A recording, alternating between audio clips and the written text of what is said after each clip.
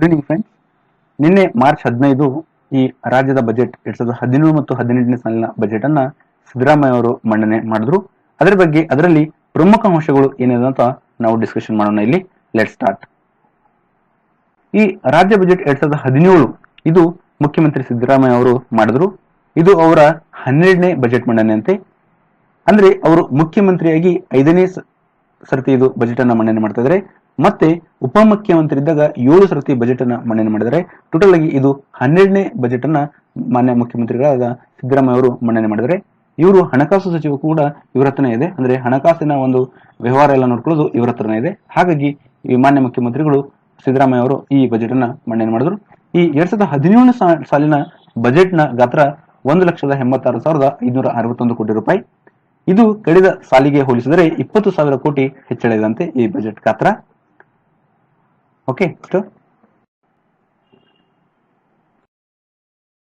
ಈ ಬಜೆಟ್ ನಲ್ಲಿ multiplex ಗಳಿನ ಚಿತ್ರಮಂದಿರದ ticket ದರ 200 ರೂಪಾಯಿಗೆ ನಿಗದಿಯನ್ನ ಮಾಡಲಾಗಿದೆ. ಮತ್ತೆ ಈ ಕನ್ನಡ ಚಿತ್ರೋದ್ಯಮ ಅಭಿವೃದ್ಧಿಗೋಸ್ಕರ ಮೈಸೂರಿನ ಹಿಮ್ಮಾವು ಎಂಬಲ್ಲಿ ಚಿತ್ರನಗರಿ ನಿರ್ಮಾಣ ಮಾಡ್ತಾರಂತೆ. ಅದೇ ರೀತಿ ಈ ಮಲ್ಟಿಪ್ಲೆಕ್ಸ್ ಗಳಲ್ಲಿ ಒಂದು ಸ್ಕ್ರೀನ್ ನಲ್ಲಿ ಕನ್ನಡ ಚಲನಚಿತ್ರ ಕಡ್ಡಾಯವಾಗಿ ನಡೆಯಬೇಕಂತ ಅದು ಕೂಡ ಘೋಷಣೆ ಮಾಡಿದ್ದಾರೆ. ಮತ್ತೆ ಅದರ ಟಿಕೆಟ್ ದರ 200 ರೂಪಾಯಿಗೆ ನಿಗದಿಯನ್ನ ಮಾಡಿದ್ದಾರೆ. 2,200 ಕೋಟಿ ರೂಪಾಯಿ ವೆಚ್ಚದಲ್ಲಿ ಶುದ್ಧ ಕುಡಿಯುವ ನೀರಿನ ಘಟಕವನ್ನ ತಯಾರಿಸ್ತಾರಂತೆ.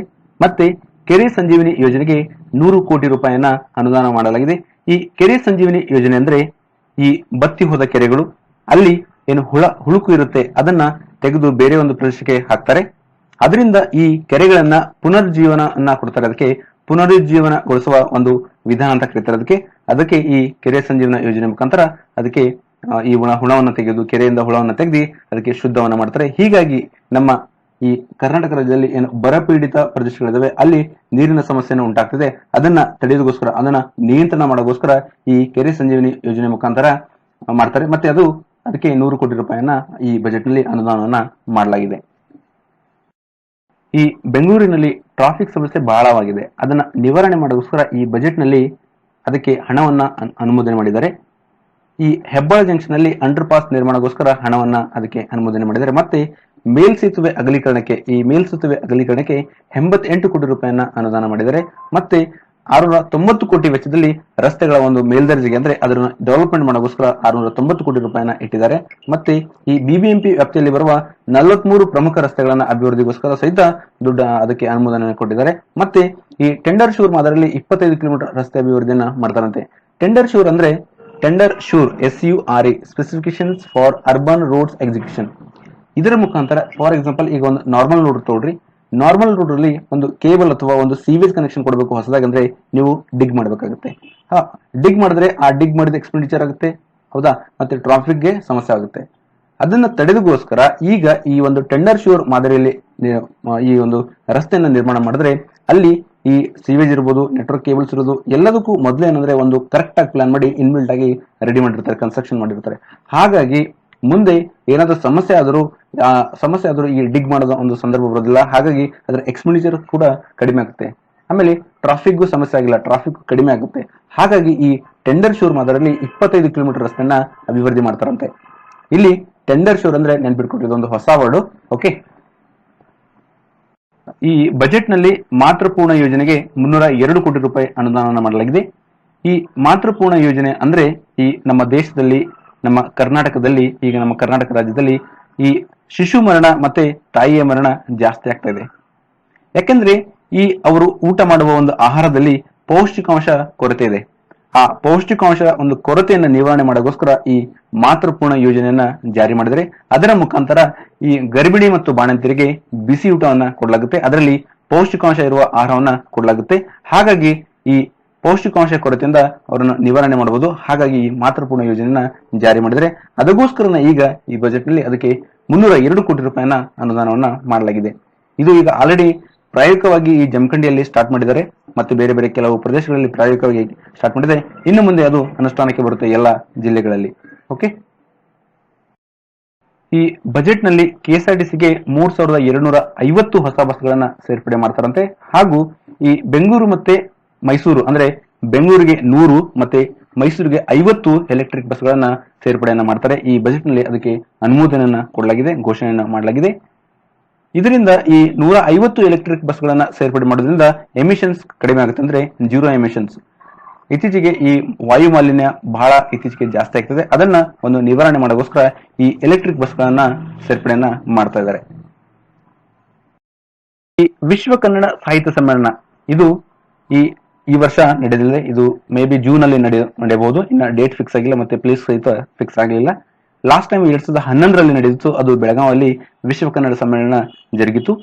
ಈಗ ಈ 60 ವರ್ಷಗಳ ಏಕೀಕರಣ ಒಂದು ಸವಿ ನೆನಪಿಗಾಗಿ ಈ ವಿಶ್ವ ಕನ್ನಡ ಸಮ್ಮೇಳನ ಹಮ್ಮಿಕೊಳ್ಳಲಾಗ್ತದೆ.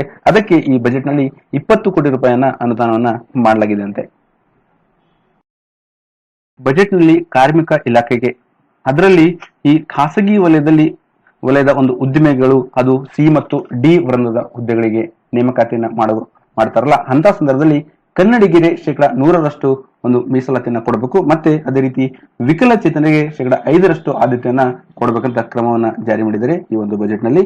ಮತ್ತೆ ಈ ಹಮಾಲರು, ಬೀದಿ ಬದಿ ವ್ಯಾಪಾರಿಗಳು, ಅಂದ್ರೆ ಫುಟ್ಪಾತ್ ಅಲ್ಲಿ ಏನು ವ್ಯಾಪಾರ ಮಾಡ್ತಾರೆ ಅವರು, ಮತ್ತೆ ಮನೆ ಕೆಲಸದವರು, ಮತ್ತೆ ಚಿಂದಿ ಆಯೋವರಿಗೆ 10 ಕೋಟಿ ರೂಪಾಯಿ ವೆಚ್ಚದಲ್ಲಿ ಸ್ಮಾರ್ಟ್ ಕಾರ್ಡ್ಗಳನ್ನ ಒದಗಿಸುವ ಮೂಲಕ ಅವರಿಗೆ ಅಪಘಾತ ಪರಿಹಾರ ಯೋಜನೆಯನ್ನ ಕೊಡ್ತಾರಂತೆ. ಮತ್ತೆ ಅದೇ ರೀತಿ ಅವರಿಗೆ ಭವಿಷ್ಯ ನಿಧಿ ಪಿಂಚಣಿ ಅಂದ್ರೆ PF ಅನ್ನ ಕೊಡ್ತಾರಂತೆ. ಅದೇ ರೀತಿ ಈ ಖಾಸಗಿ ವಲಯದಲ್ಲಿ ಏನು ಸೇವೆ ಸಲ್ಲಿಸ್ತಾ ಇದ್ದಾರೆ ಅವರಿಗೆ ಈಗ ಸದ್ಯದಲ್ಲಿ ರಿಟೈರ್ನ ವಯಸ್ಸು ಏನಿದ್ರೆ ನಿವೃತ್ತಿ ವಯಸ್ಸು 58 ಇದೆ. ಈಗ ಅದು 60 ವರ್ಷಕ್ಕೆ ಏರಿಕೆಯನ್ನ ಮಾಡಲಾಗಿದೆ, ಅಂದ್ರೆ 2 ವರ್ಷ ಜಾಸ್ತಿ ಮಾಡಲಾಗಿದಂತೆ. ಅದೇ ರೀತಿ ನಮ್ಮ ರಾಜ್ಯದಲ್ಲಿ ಹೊಸದಾಗಿ 61 ESI ಚಿಕಿತ್ಸಾಲಯಗಳ ಒಂದು ಪ್ರಾರಂಭವನ್ನ ಮಾಡ್ತಾರಂತ ಈ ಬಜೆಟ್ ನಲ್ಲಿ ಹೇಳಲಾಗಿದೆ. ಮತ್ತು ಸೂಪರ್ ಸ್ಪೆಷಾಲಿಟಿ ವಿಭಾಗಗಳ ಒಂದು ಆರಂಭವನ್ನು ಮಾಡ್ತಾರೆ. ಈ ಒಂದು ಇಂದಿರಾನಗರದ ESI ಆಸ್ಪತ್ರೆಯಲ್ಲಿ ಉನ್ನತೀಕರಣ ಹಾಗೂ ಸೂಪರ್ ಸ್ಪೆಷಾಲಿಟಿ ವಿಭಾಗಗಳ ಆರಂಭವನ್ನ ಈ ಇಂದಿರಾನಗರದ ESI ಆಸ್ಪತ್ರೆಯಲ್ಲಿ ಮಾಡ್ತಾರಂತೆ. ಹಿಂದುಳಿದ ವರ್ಗಗಳ ಕಲ್ಯಾಣ, ಇದರಲ್ಲಿ ಈ 300 ಮೆಟ್ರಿಕ್ ನಂತರ ಹಾಸ್ಟೆಲ್ಗಳ ಒಂದು ಕಾಮಗಾರಿ ಮತ್ತು ಅದರ ಜೊತೆಗೆ ಈಗ ಪ್ರಗತಿಯಲ್ಲಿರುವ ಕಾಮಗಾರಿಗಳನ್ನ ಪೂರ್ಣಗೊಳಿಸಲು 279 ಕೋಟಿ ರೂಪಾಯಿ ಅನುದಾನವನ್ನ ಮಾಡಲಾಗಿದೆಯಂತೆ. ಮತ್ತೆ ಈ ಹಿಂದುಳಿದ ವರ್ಗಗಳ ಸಮುದಾಯಗಳ ವಿದ್ಯಾರ್ಥಿಗಳು ಈ IIM, IIT, ISC ಇಂಥ ಒಂದು ಪ್ರಸಿದ್ಧ ರಾಷ್ಟ್ರೀಯ ಉನ್ನತ ಶಿಕ್ಷಣ ಸಂಸ್ಥೆಗಳಲ್ಲಿ ಪ್ರವೇಶ ಪಡೆಯೋಸ್ಕರ ಅವರಿಗೆ ಒಂದು ಬಾರಿ 2 ಲಕ್ಷ ರೂಪಾಯಿಗಳ ಒಂದು ಪ್ರೋತ್ಸಾಹಧನವನ್ನ ಕೊಡಲಾಗುತ್ತದಂತೆ. ಅದೇ ರೀತಿ ಈ ಮಡಿವಾಳ, ಸವಿತಾ ಸಮಾಜ, ತಿಗಳ, ಕುಂಬಾರ ಈ ಸಮುದಾಯಗಳ ಅಭಿವೃದ್ಧಿಗೆ 60 ಕೋಟಿ ರೂಪಾಯಿ ಅನುದಾನವನ್ನ ನೀಡಲಾಗಿದೆಯಂತೆ. ಈ ಸಾರಾಯಿ ಮಾರಾಟ ನಿಷೇಧದಿಂದ ಉದ್ಯೋಗವನ್ನ ಕಳೆದುಕೊಂಡಿರುವ ಜನರಿಗೆ ಅವರಿಗೆ ಸ್ವಯಂ ಉದ್ಯೋಗ ಕೈಗೊಳ್ಳಲು ಆರ್ಥಿಕ ನೆರವನ್ನ ಕೊಡಲಾಗುತ್ತದಂತೆ. ಈ ಬಜೆಟ್ ನಲ್ಲಿ ಸಮಾಜ ಕಲ್ಯಾಣ ಇಲಾಖೆಗೆ ಈ ಪರಿಶಿಷ್ಟ ಜಾತಿ ಮತ್ತು ಪರಿಶಿಷ್ಟ ಪಂಗಡದ ವಿಧವೆಯರು ಒಂದು ವೇಳೆ ಮರು ವಿವಾಹ ಆದಲ್ಲಿ ಅವರಿಗೆ 3 ಲಕ್ಷ ರೂಪಾಯಿಗಳ ಪ್ರೋತ್ಸಾಹಧನವನ್ನ ಕೊಡಲಾಗುತ್ತಂತೆ. ಅದೇ ರೀತಿ ಈ ಪರಿಶಿಷ್ಟ ಜಾತಿ ಮತ್ತು ಪರಿಶಿಷ್ಟ ಪಂಗಡಗಳ ಭೂರಹಿತ ಕೃಷಿ ಕಾರ್ಮಿಕರಿಗೆ ಈ ಜಮೀನು ಖರೀದಿ ಯೋಜನೆ ಅಡಿ ಘಟಕ ವೆಚ್ಚ 15 ಲಕ್ಷ ರೂಪಾಯಿಗೆ ಏರಿಕೆಯನ್ನು ಮಾಡಲಾಗಿದೆಯಂತೆ. ಈ ಸಫಾಯಿ ಕರ್ಮಚಾರಿಗಳಿಗೆ ವಸತಿ ಶಾಲೆಗಳಲ್ಲಿ ಪ್ರವೇಶ ಪಡೆಯೋದಕ್ಕೆ ಆದ್ಯತೆಯನ್ನ ಕೊಡಲಾಗಿದೆ. ಅದೇ ರೀತಿ ಅವರಿಗೆ ಈ ಜ್ಯೋತಿ ಸಂಜೀವನಿ ಮಾದರಿಯಲ್ಲಿ ಆರೋಗ್ಯ ಸೌಲಭ್ಯನ ಕೊಡಲಾಗುತ್ತದೆ.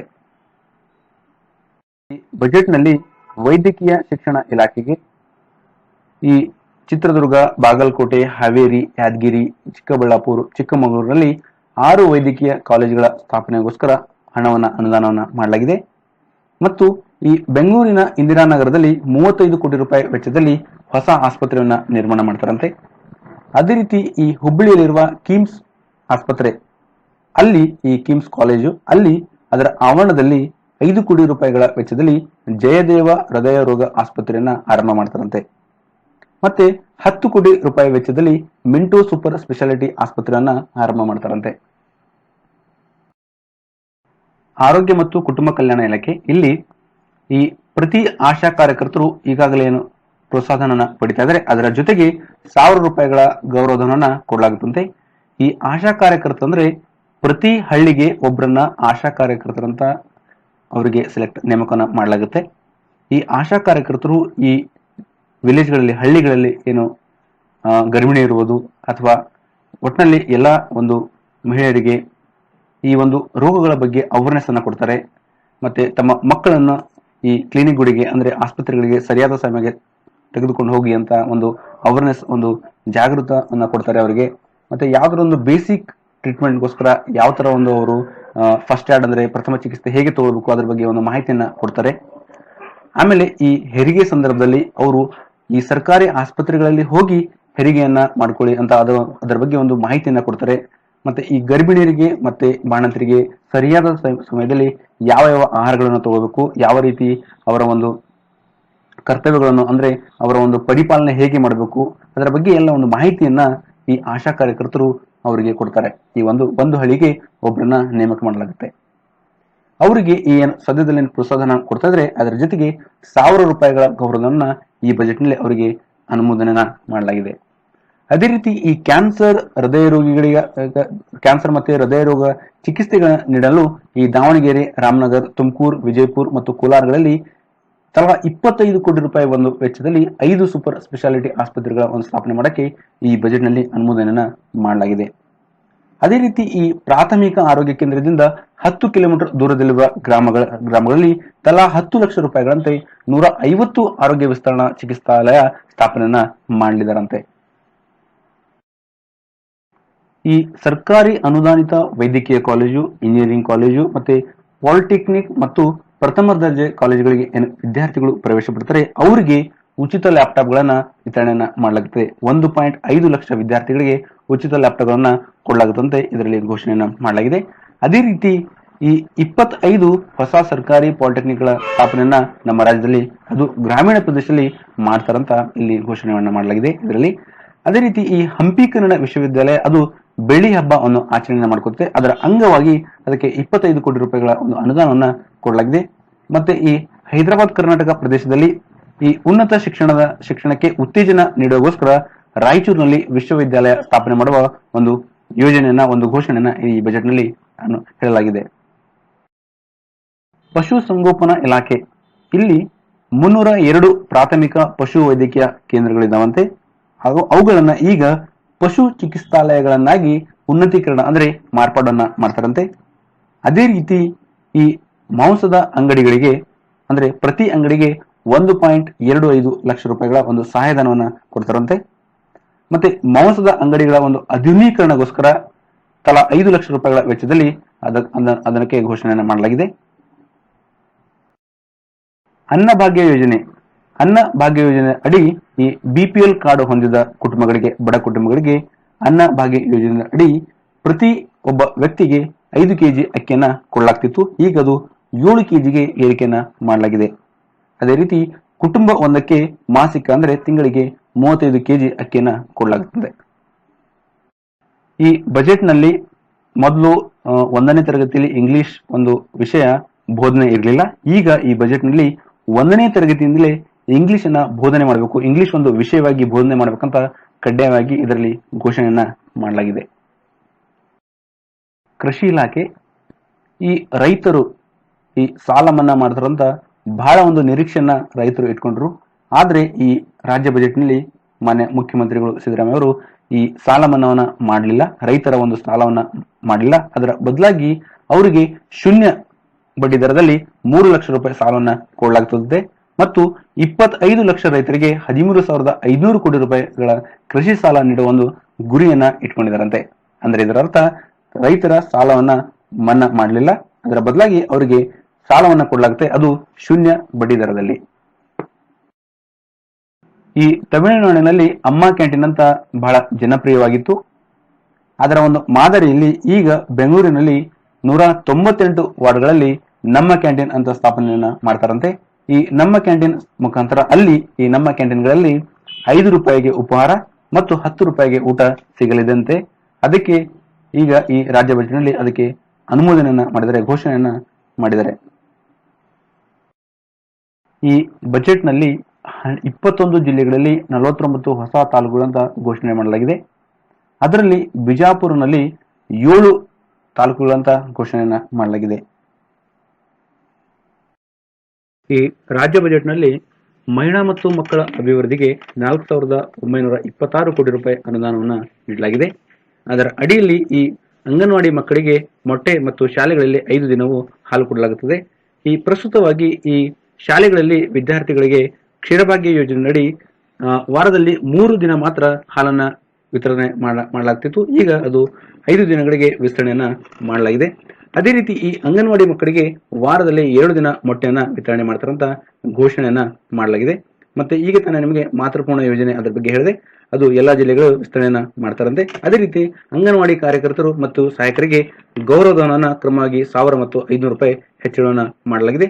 ಅದೇ ರೀತಿ ಈ ಮಹಿಳೆಯರಿಗೆ ಅಪಘಾತ ವಿಮೆ ಯೋಜನೆಯಡಿ ಅಪಘಾತ ವಿಮೆಯನ್ನ ಅವರಿಗೆ ಜಾರಿಗೊಳಿಸಲಾಗಿದೆ. ಅಂದ್ರೆ ಈ ಆಕ್ಸಿಡೆಂಟ್ ಆದಾಗ ಅಂತ ಸಂದರ್ಭದಲ್ಲಿ ಅವರಿಗೆ ಇನ್ಸೂರೆನ್ಸ್ ಅನ್ನ ಒಂದು ಕೊಡುವ ಯೋಜನೆಯನ್ನ ಜಾರಿಗೊಳಿಸಲಾಗಿದೆ. ಮತ್ತು ಈ ಬುದ್ಧಿಮಾಂದ್ಯ ಮಕ್ಕಳಿಗಾಗಿ ಸರ್ಕಾರದ ಸಂಘ ಸಂಸ್ಥೆಗಳು ಅವು ನಡೆಸುತ್ತಿರುವ ಶಾಲೆಗಳಲ್ಲಿ ಪ್ರತಿ ಮಗುವಿಗೆ ತಿಂಗಳ ಅನುದಾನ 1200 ರೂಪಾಯಿಗೆ ಹೆಚ್ಚಳವನ್ನ ಮಾಡಲಾಗಿದಂತೆ. ಈ ಪಂಚಾಯಿತಿ ಚುನಾಯಿತ ಸದಸ್ಯರ ಗೌರವಧನ ಹೆಚ್ಚಳ, ಈ ಪಂಚಾಯಿತಿಗಳು ಚುನಾಯಿತ ಸದಸ್ಯರಿರ್ತಾರೆ ಅವರ ಒಂದು ಗೌರವಧನವನ್ನ ಹೆಚ್ಚಳವನ್ನ ಮಾಡಲಾಗಿದಂತೆ. ಈ ಜಿಲ್ಲಾ ಪಂಚಾಯತ್ ಸದಸ್ಯ ಅವರು ಮೊದಲು ಪ್ರಸ್ತುತವಾಗಿ 3000 ಇತ್ತು, 3000ರಿಂದ 5000 ಮಾಡಿದ್ದಾರೆ. ಅದೇ ರೀತಿ ಈ ತಾಲೂಕು ಪಂಚಾಯತ್ ಅಧ್ಯಕ್ಷರಿಗೆ 4500 ಇಂದ 6000 ಮಾಡಿದ್ದಾರೆ. ಮತ್ತು ತಾಲೂಕು ಪಂಚಾಯತ್ ಉಪಾಧ್ಯಕ್ಷರಿಗೆ 3000ರಿಂದ 4000 ಮಾಡಿದ್ದಾರೆ. ತಾಲೂಕು ಪಂಚಾಯತ್ ಸದಸ್ಯರಿಗೆ 1500 ಇಂದ 3000 ವರೆಗೆ ಮಾಡಿದ್ದಾರೆ. ಮತ್ತೆ ಗ್ರಾಮ ಪಂಚಾಯತ್ ಅಧ್ಯಕ್ಷರಿಗೆ 1000ರಿಂದ 3000. ಅದೇ ರೀತಿ ಗ್ರಾಮ ಪಂಚಾಯತ್ ಉಪಾಧ್ಯಕ್ಷರಿಗೆ 600ರಿಂದ 7000 ಮತ್ತೆ ಗ್ರಾಮ ಪಂಚಾಯತ್ ಸದಸ್ಯರಿಗೆ 500ರಿಂದ 1000 ರೂಪಾಯಿನ ಮಾಡಲಾಗಿದಂತೆ. ಈ ಪಂಚಾಯಿತಿಯಲ್ಲಿ ಚುನಾಯಿತ ಸದಸ್ಯರ ಒಂದು ಗೌರವಧನ ಹೆಚ್ಚಳ ಮಾಡಲಾಗಿದೆ. ಅದೇ ರೀತಿ ಈ ಗ್ರಾಮೀಣ ನೀರು ಸರಬರಾಜು ಯೋಜನೆಗೆ 2200 ಕೋಟಿ ರೂಪಾಯಿಯನ್ನ ಮೀಸಲಾತಿ ಇಡಲಾಗಿದಂತೆ. ಅದೇ ರೀತಿ 2500 ಶುದ್ಧ ಕುಡಿಯುವ ನೀರಿನ ಘಟಕಗಳನ್ನ ಸ್ಥಾಪನೆ ಮಾಡುವ ಒಂದು ಗುರಿಯನ್ನ ಹೊಂದಿಕೊಂಡಿದ್ದಾರೆ. ಈ ಬಜೆಟ್ನಲ್ಲಿ ಘೋಷಣೆಯನ್ನ ಮಾಡಲಾಗಿದಂತೆ. ಈ ಕ್ಯಾಂಟೀನ್, ಈ ತಮಿಳುನಾಡಿನಲ್ಲಿ ಅಮ್ಮ ಕ್ಯಾಂಟೀನ್ ಅಂತ ಜನಪ್ರಿಯವಾಗಿದೆ, ಅದೇ ಮಾದರಿಯಲ್ಲಿ ನಮ್ಮ ಕ್ಯಾಂಟೀನ್ ಅಂತ ಈ ಬೆಂಗಳೂರಿನಲ್ಲಿ 198 ವಾರ್ಡ್ಗಳಲ್ಲಿ ಸ್ಥಾಪನೆ ಮಾಡಕ್ಕೆ ಹೊರಟಿದ್ದಾರೆ. ಆ ಕ್ಯಾಂಟೀನ್ಗಳಲ್ಲಿ 5 ರೂಪಾಯಿಗೆ ಉಪಹಾರ ಮತ್ತೆ 10 ರೂಪಾಯಿಗೆ ಊಟವನ್ನ ಸಿಗಲಿದೆ. ಅದೇ ರೀತಿ ಮತ್ತೆ ಈ ಸವಿರುಚಿ ಸಂಚಾರಿ ಕ್ಯಾಂಟೀನ್ಗಳನ್ನ ಎಲ್ಲಾ ಜಿಲ್ಲೆಗಳಲ್ಲಿ ಪ್ರಾರಂಭ ಮಾಡಕ್ಕೆ ನಿರ್ಧರಿಸಿದ್ದಾರೆ. ಅದು ಎಲ್ಲಾ ಜಿಲ್ಲೆಗಳಲ್ಲೂ ಜಿಲ್ಲಾ ಸ್ತರೀಯ ಒಕ್ಕೂಟಗಳ ಮೂಲಕ ಈ ಒಂದು ಸವಿರುಚಿ ಕ್ಯಾಂಟೀನ್ ಅನ್ನ ಪ್ರಾರಂಭ ಮಾಡ್ತಾರಂತ ನಿರ್ಧರಿಸಲಾಗಿದಂತೆ.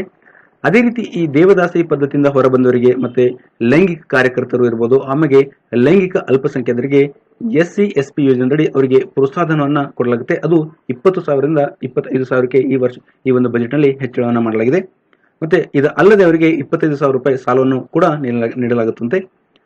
ಈ ಮಹಿಳೆಯರು ಸ್ವತಃ ಅಥವಾ ಅವರು ಜಂಟಿಯಾಗಿ ಒಂದು ನ್ಯಾಯಬೆಲೆನ ನ್ಯಾಯಬೆಲೆ ಅಂಗಡಿಗಳನ್ನ ನಡೆಸ್ತಾ ಇದ್ದಾರೆ. ಅವರಿಗೆ 5,000 ಘಟಕ ವೆಚ್ಚದಲ್ಲಿ ಸಲಕರಣೆಯನ್ನ ಒದಗಿಸುವ ಒಂದು ಪರಿಕರ ಸಹಾಯಧನವನ್ನ ಅವರಿಗೆ ಯೋಜನೆಯನ್ನ ಜಾರಿ ಮಾಡಲಾಗಿದಂತೆ. ಈ ಬಜೆಟ್ ನಲ್ಲಿ 9ರಿಂದ 12ನೇ ತರಗತಿಗೆ NCERT ಪಠ್ಯಗಳನ್ನ ಕೊಡಲಾಗ್ತದಂತೆ. ಈ 1ರಿಂದ 10ನೇ ತರಗತಿಯವರೆಗೆ ಪರಿಷ್ಕೃತ ಪಠ್ಯಪುಸ್ತಕ ಮತ್ತು ಒಂದು ವೇಳೆ ಈ ವಿದ್ಯಾರ್ಥಿಗಳು ಈ 9ರಿಂದ 12ನೇ ತರಗತಿಯವರೆಗೆ ಅವರ ಆಯ್ದ ವಿಷಯಗಳಿಗೆ NCERT ಪಠ್ಯಪುಸ್ತಕಗಳನ್ನ ಅಳವಡಿಕೆಯನ್ನ ಮಾಡಲಾಗಿದಂತೆ. ಅದೇ ರೀತಿ ಈ 8ರಿಂದ 10ನೇ ತರಗತಿಯ ಹೆಣ್ಣು ಮಕ್ಕಳಿಗೆ ಚೂಡಿದಾರ ಸಮವಸ್ತ್ರ ವಿತರಣೆಯನ್ನ ಮಾಡ್ತಾರಂತೆ. ಆಮೇಲೆ ಒಂದು ವೇಳೆ ಈ ವಿದ್ಯಾರ್ಥಿಗಳು ಅವರು ದೃಷ್ಟಿಯನ್ನ ಕಡಿಮೆ ಇತ್ತು ಅಥವಾ ದೃಷ್ಟಿಯನ್ನ ಕಾಣ್ತಾ ಇರಲಿಲ್ಲ ಅಂತ ವಿದ್ಯಾರ್ಥಿಗಳಿಗೆ ದೃಷ್ಟಿ ಪರೀಕ್ಷೆ ಮಾಡಿ ಕನ್ನಡಕವನ್ನ ಪೂರೈಕೆ ಮಾಡ್ತಾರಂತ ಈ ಬಜೆಟ್ ನಲ್ಲಿ ಘೋಷಣೆಯನ್ನ ಮಾಡಲಾಗಿದೆ. Thank you so much.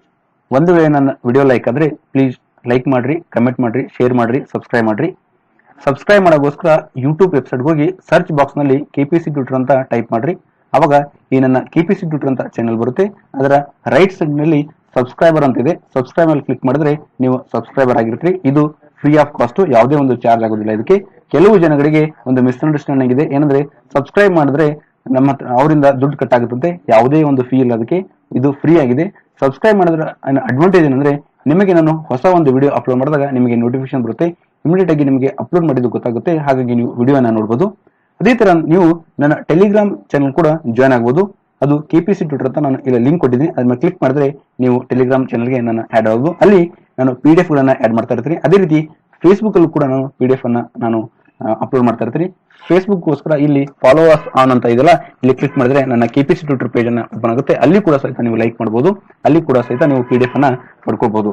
ಅದೇ ರೀತಿ ನಾನು ಇವತ್ತಿನ ಈ ಬಜೆಟ್ ಮನೆ ಬಗ್ಗೆ ಡಿಸ್ಕಷನ್ ಮಾಡಿದ್ರಿ. ಇನ್ನು ಯಾವ್ದಾದ್ರು ಒಂದು ಪಾಯಿಂಟ್ ನನ್ನ ಗಮನಕ್ಕೆ ಬಂದ್ರೆ, ಅಂದ್ರೆ ಇದರಲ್ಲಿ ಬಿಟ್ಟಿದ್ದು ಯಾವ್ದಾದ್ರು ಪ್ರಮುಖ ಅಂಶಗಳನ್ನು ನನ್ನ ಗಮನಕ್ಕೆ ಬಂದ್ರೆ ನಾನು ಮತ್ತೆ ಮುಂದಿನ ವಿಡಿಯೋಗಳಲ್ಲಿ ಅದನ್ನ ಆಡ್ ಮಾಡ್ತೀನಿ. Thank you so much.